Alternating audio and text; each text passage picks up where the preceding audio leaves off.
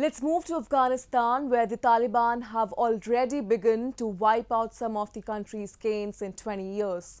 Until few weeks ago, Islamists were promising the youth a better future.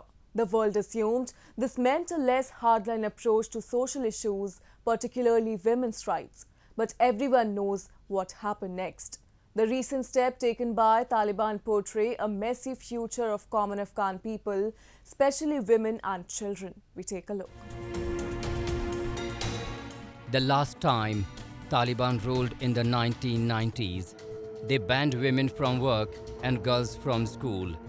They allowed women to leave their homes only when accompanied by a male relative and insisted that women wore all-enveloping burqas.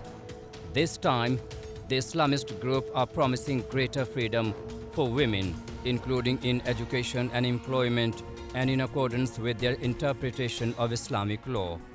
Yet older girls are still not back at school.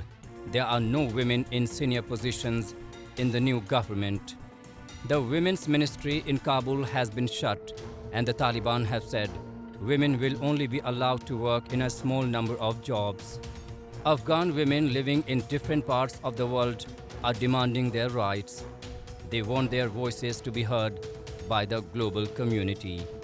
These women protesters on the streets of the Indian capital New Delhi are condemning the atrocities on women and children by the Taliban. They are holding placards which say, "History will never forget the betrayal and brutality of the Taliban." Actually, as you are aware of, women in Afghanistan, they are in a very bad situation and they are deprived of all their basic rights, right of education, right to work.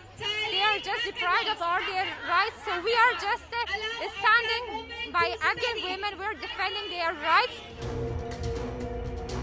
The Taliban have been in power for several weeks, but their actions clearly contradict their claims of moderation. The insurgent group violated each of the key promises they made to the international community. But having long nurtured the Taliban as a proxy to exert its influence over Afghanistan, Pakistan continues its efforts to convince the international community of the group's newly found moderation. Downplaying international fears about the egregiousness of Taliban rule, Pakistani leaders have claimed that the Taliban are this time open to sharing power and protecting basic human rights. Therefore, many analysts in and outside Afghanistan believe that Pakistan, by aiding and abetting the Taliban, is directly responsible for the current situation in the country. For most of the Afghans, it is a very painful moment that the ruling dispensation in their homeland is now being controlled by Pakistani forces. And obviously this is not an easy situation. Losing Afghanistan, particularly to Pakistan, that's a kick in the gut.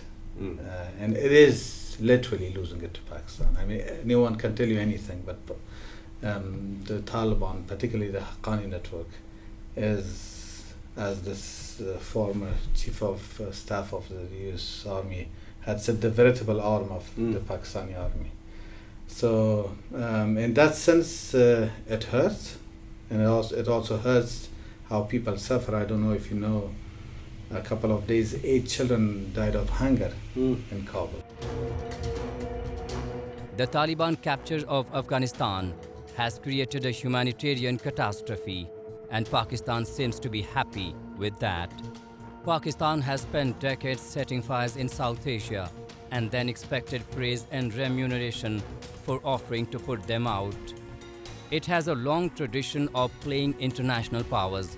Hence, when Pakistan is now openly endorsing the Taliban, the world finally needs to impose sanctions on it.